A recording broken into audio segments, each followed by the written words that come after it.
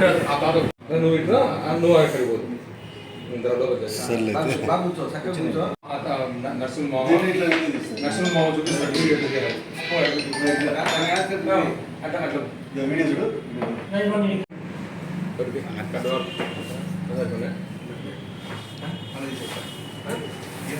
కండు వేసుకోవాలా కండు వేసుకోవాలా లేకపోతే అవతలికి పోవాలి. ఈరోజు చిన్న ప్రాజెక్టు గారు కలిసి 4 రోజులు అనంతపూరు, కర్నూలు, నంద్యాల జిల్లాలో పరిశీలన చేయడం జరిగింది. ఈ పరిశీలన చేయడానికి ఒక ప్రత్యేకమైన కారణం ఉంది.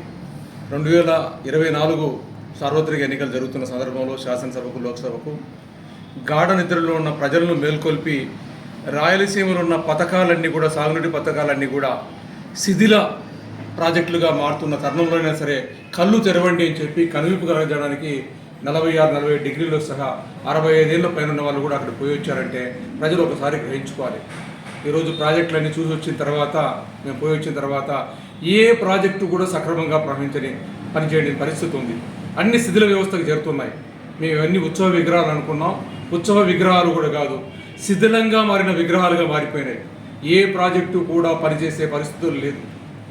అలగనూరు రిజర్వాయర్ 7 సంవత్సరాల నుండి మూలన పడితే దాన్ని పట్టించుకున్న నాదులు లేడు.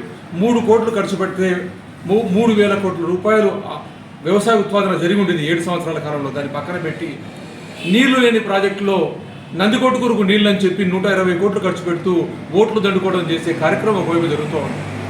అదేవిధంగానే గోరుకల్లు రిజర్వాయర్లో అర్ధాంతరంగా 10-15% పనులు పెండింగ్ ఉన్న అర్ధాంతరంగా టెండర్లు, కాంట్రాక్టర్ను క్లోజ్ చేసి, పనులను క్లోజ్ చేసి ఆ నిర్వహణను కూడా ప్రభుత్వమే చేయాల్సిన బాధ్యత నెత్తిన వేసుకొని నిర్వహణ చేయకుండా అక్కడ రివిట్మెంట్ కిందికి దిగిపోతే ఇంతకుముందు నిలబెట్టిన స్థాయి కూడా నిలబెట్టలేని పరిస్థితి ఒకవైపు ఉంటే, ఆ నదిలో, ఆ రిజర్వాయర్లోకి వచ్చే 2 వాగులు నుండి వర్షం పడితే ఆ ప్రాజెక్టు తెగిపోయే పరిస్థితులు ఉంటే కూడా దాన్ని పట్టించుకోకుండా ఆ ప్రాజెక్టు పూర్తి చేయడానికి కావాల్సిన 92 కోట్ల రూపాయల నిధులు ఇవ్వకుండా, తాత్కాలిక రిపోర్టులకు 90 లక్షలు ఇవ్వకుండా, ప్రజలను మభ్యపరచడానికి డోన్ ఫ్యాబ్రిక్ తాగునీటి వ్యవస్థకు అని చెప్పి ప్రాజెక్టులు తీసుకుపోతూ ప్రజలు మభ్యపరుస్తున్నారు. రిజర్వాయరే తెగిపోతే ఏ విధంగా నీళ్ళు ఇస్తారనే ఇంగిత జ్ఞానం కూడా ప్రజాప్రతినిధులకు లేకుండా చేస్తున్న పరిస్థితి ఒకవైపు ఉంది.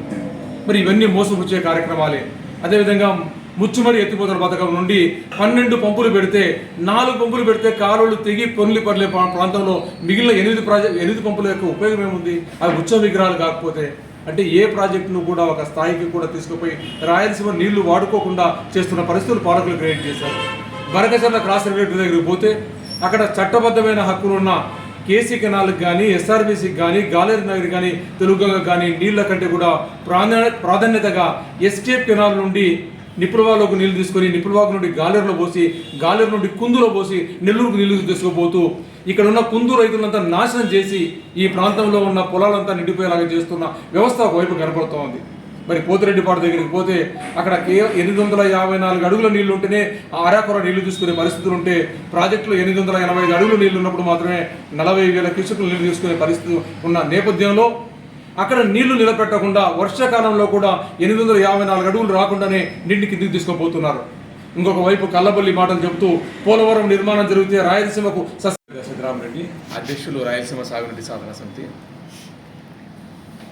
రాయలసీమలో సాగునీటి పరిస్థితులు ఏ విధంగా ఉందో అనేది